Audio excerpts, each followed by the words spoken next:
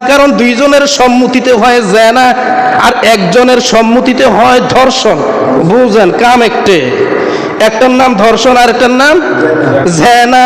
জেনা একটার নাম জেনা আর একটার নাম ধর্ষণ। একজনের সম্মতিতে যেটা হয় এটার নাম ধর্ষণ, দুইজনের সম্মতিতে যেটা হয় এটার নাম জেনা। একটা হইল মানুষের সাথে জড়িত, আরেকটা হইল কার সাথে জড়িত?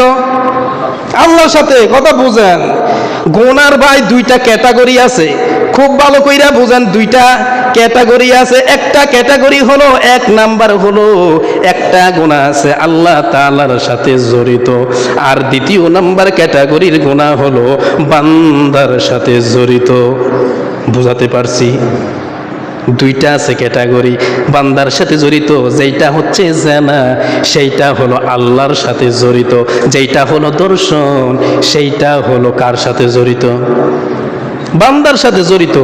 যাকে দর্শন করছেন সে কি মত আছিল? কথা কয় না। যাকে দর্শন করা হয়েছে এগুলিকে মত আছে? মত নাই। তারপর অত্যাচার করা হয়েছে, দর্শন করা হয়েছে।